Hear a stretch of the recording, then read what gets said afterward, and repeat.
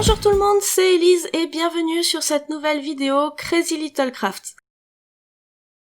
La préparation des fêtes a déjà commencé pour pas mal d'entre vous et je me suis plongée dans un projet de série de cartes de fin d'année pour vous montrer comment on peut faire facilement plein de cartes sur une base identique et pourtant toutes différentes les unes des autres. Pour commencer, j'ai besoin de deux choses, du papier aquarelle que j'ai coupé en format A6 et de l'aquarelle ou de la peinture métallisée comme ici. À l'aide d'un pinceau, je commence par humidifier grossièrement mon papier avec de l'eau claire. Et oui, cette fois, c'est la bonne méthode pour ce projet. Ensuite, je vais simplement venir déposer de la peinture sur les parties que j'ai déjà mouillées. J'ai choisi pour cette carte un bleu et un verre d'eau. Bon, ok, j'aurais dû fixer mon papier et j'aurais eu moins de difficultés à le tenir pour appliquer mes couleurs. D'ailleurs, en parlant d'appliquer, je laisse volontairement des traces de pinceau sur les côtés. C'est possible parce que je n'ai pas humidifié les bords de mon papier.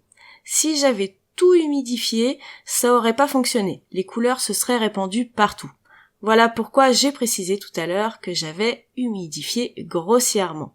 Bon, une fois que j'ai appliqué mes couleurs, je les sèche au pistolet chauffant pour aller un petit peu plus vite. Mais vous pouvez tout simplement mettre ce fond de côté et passer à un autre avec les mêmes couleurs ou d'autres couleurs. Pour ma part, j'ai 3 autres fonds qui sont prêts, que vous verrez un petit peu plus tard. Tout d'abord, je passe mon coussin d'embossage. J'ai remarqué que les peintures métal ont tendance à accrocher la poudre à embosser. Alors j'hésite pas à l'appliquer généreusement et à vérifier que la poudre n'accroche plus. Ensuite, je vais utiliser ma presse à tamponner. À l'intérieur, il y a déjà mes tampons, puisque j'ai déjà réalisé cette étape 3 fois. J'ai utilisé pour décorer mon fond de tampons la planche Cristaux d'hiver. Je place mon nouveau fond coloré dans la presse, j'applique de l'encre vers sa marque et je tamponne 2 ou 3 fois pour être sûr que mes motifs sont bien complets.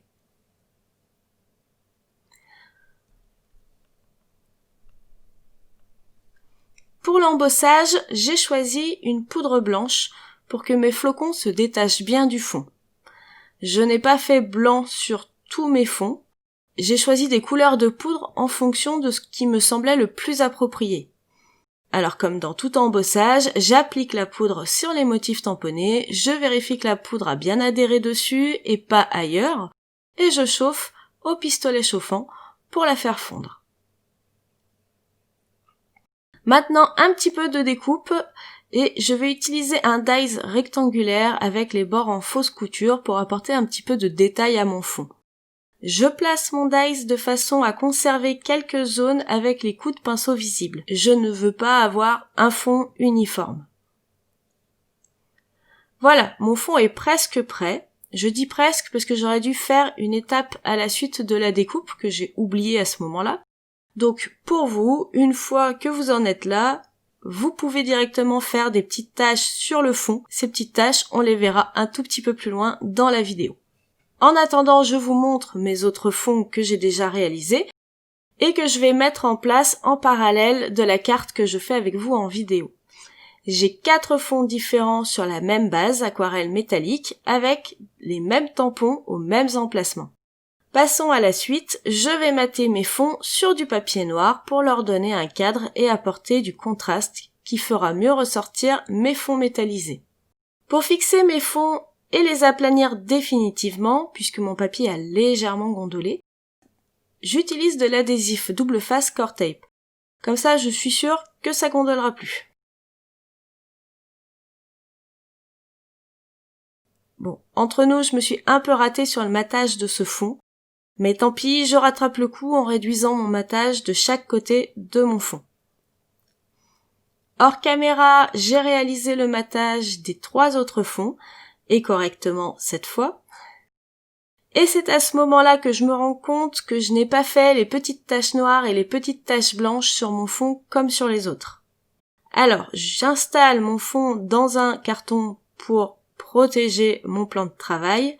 Et avec un pinceau fin, je vais faire des petites taches avec de l'encre noire, donc c'est de l'encre liquide type encre de Chine. Et pour les taches blanches, je vais utiliser du gesso que j'ai dilué, posé sur un bloc acrylique et que je viens éclabousser avec un pinceau éventail. J'ai laissé sécher à l'air libre et ensuite je suis passée au tamponnage de sentiments. Là encore, plein de possibilités différentes. Je vais vous en montrer une en vidéo. Et pour mes sentiments, j'ai choisi la planche de tampon Fête hivernale. Je veux composer des textes pour la fin d'année. Certaines cartes seront plus généralistes, d'autres plus ciblées. Les possibilités de combinaison sont vraiment énormes.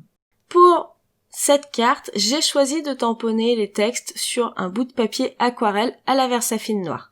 Je découperai ensuite en 2 bandeaux que je vais coller en volume. En même temps que je faisais tout ça, j'ai confié à ma silhouette Cameo la découpe de forme de texte de la planche Fête hivernale à partir du fichier qui est disponible sur la boutique et qui existe aussi pour les autres machines de ce type.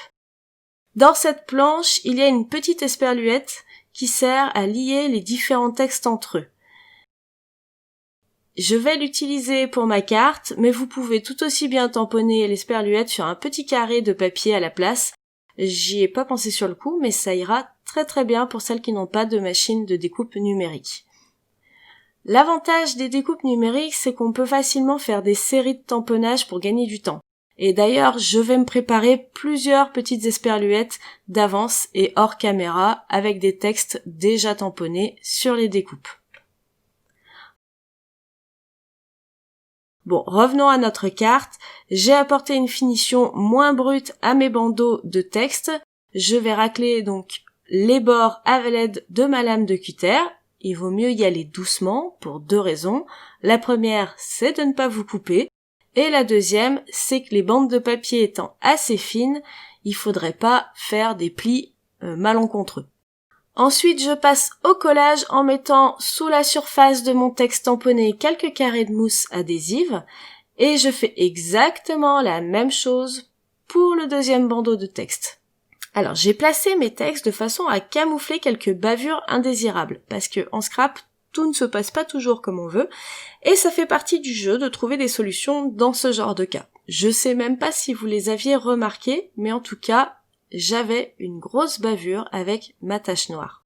Je garde mon adhésif sous la main, mais cette fois, c'est pour fixer toute ma composition sur une base de carte. J'ai choisi une base de carte blanche très classique. Et pour la petite touche de finition de cette carte, et des autres d'ailleurs, j'ai choisi de mettre des sequins qui proviennent du mix de sequins or et argent. Je trouve que ça lui donne un petit côté festif supplémentaire. Voilà pour la réalisation d'une des 4 cartes de cette série. Je vous laisse découvrir les autres terminées en photo. Donc la base est la même pour toutes les cartes, mais même si la base est identique, eh bien chaque carte est différente dans le choix des couleurs et des textes, la façon dont ils ont été intégrés à la carte. En bref, ce sont des petites nuances de composition qui font toute la différence sur une même série. N'hésitez pas à me dire quelle est votre carte préférée dans les commentaires et si cette vidéo vous a inspiré pour vos cartes de fin d'année. Et bien sûr, si ce n'est pas déjà fait, à nous rejoindre sur les différents réseaux sociaux de Crazy Little Craft pour ne rien rater des idées créatives de l'ADT. Je vous souhaite un très bon scrap et je vous dis à très bientôt. Bye bye!